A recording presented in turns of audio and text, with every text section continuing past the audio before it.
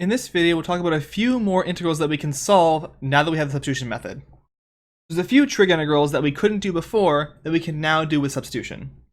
First of those is tangent. So I want to find the integral of tangent. And to do so, I'm going to rewrite this as the integral of sine over cosine. Now to figure out how to proceed from here, you can think of it a couple different ways.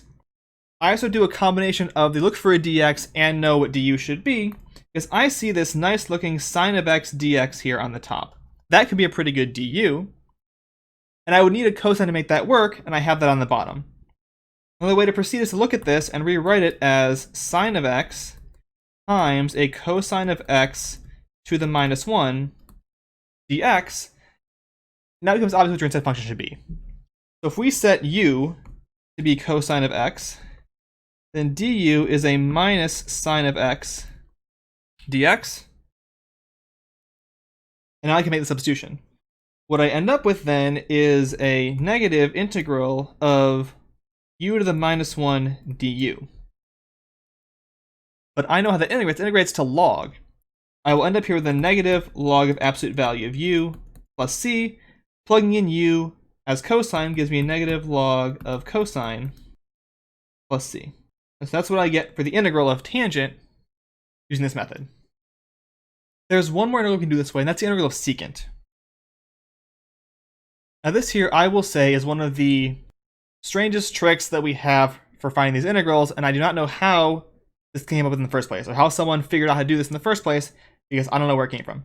But what you want to do here is multiply by a convenient choice of 1. So I'm going to take this, I'm going to write this as the integral of secant x. I'm going to multiply by secant x plus tangent of x over secant of x plus tangent of x. Now let's put this secant up on top. I get a secant squared of x plus a secant of x tangent of x over a secant of x plus tangent of x. And to make it a little more suggestive, I'm going to switch the order of the terms on the bottom. Integral of secant squared of x plus secant of x tangent of x divided by tangent of x plus secant of x. Now what do we see here? Well, if I differentiate tangent, I get secant squared. If I differentiate secant, I get secant x tangent x. So what does that mean? That means if I take u to be tangent of x plus secant of x, my du becomes secant squared of x plus secant x tangent x dx, which is exactly what I have on top here.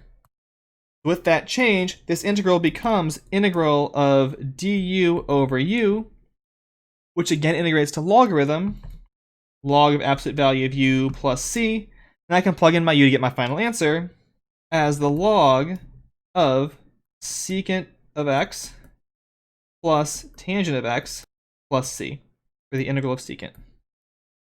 That's a weird trick of figuring that out, but it's one integral you can just know how to solve when you get to that point of a problem that it wants the integral of secant. It's just log of secant plus tangent of x plus c. Let's work out this problem here. Compute the integral of 3x tangent of x squared dx. So here I'm going to use substitution because I have this x squared and I wouldn't know how to deal with otherwise. So I'm going to set u to be x squared.